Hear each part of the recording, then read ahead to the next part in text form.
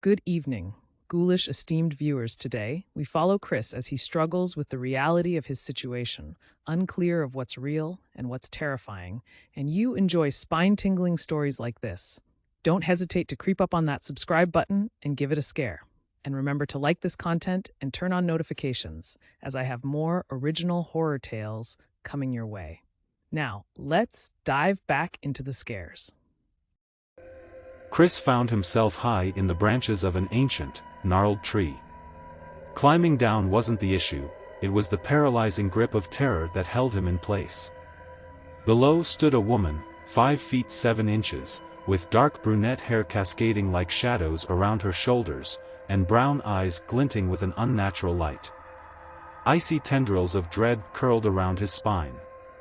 "Chris, come down. It's me, your wife." Her voice was eerily soothing, but as he squinted down, heart racing, he felt a chill.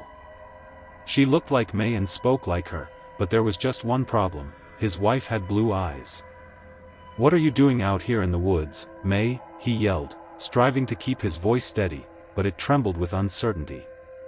"They told me you had another episode," she shouted, urgency creeping into her tone like a predator stalking its prey.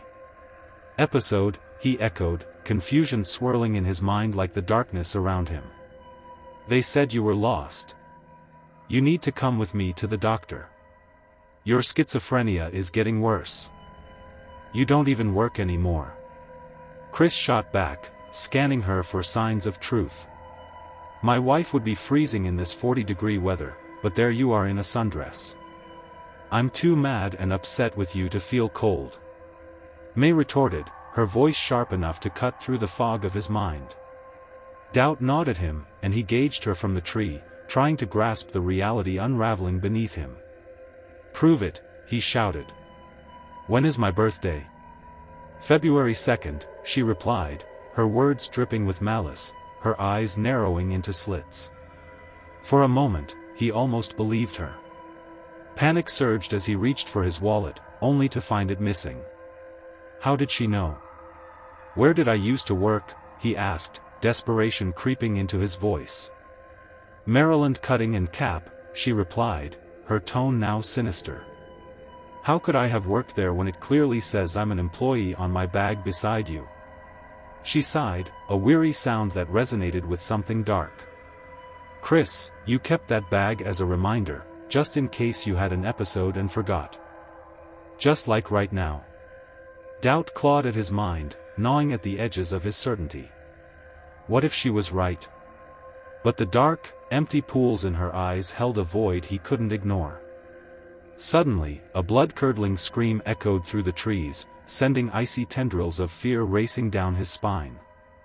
"Chris, I'm scared," May cried, her voice cracking, tears streaming down her face. "Please come down so we can go home."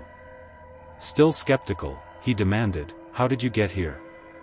"We live just down the road. After you went to bed, I took a shower, and by the time I got out, you were missing along with your old work gear. I knew you'd come out here, there's construction going on." The question dawned on him. "Then what's our son's name, May?" She looked at him with a straight face and responded, "Andre." "No, it's Xavier," he snapped angrily. "No, Xavier is what you wanted to name him," May replied, her expression unwavering. "Let me ask you something, do you even know how old he is?" 12, Chris said with confidence. "No," May replied, her voice steady.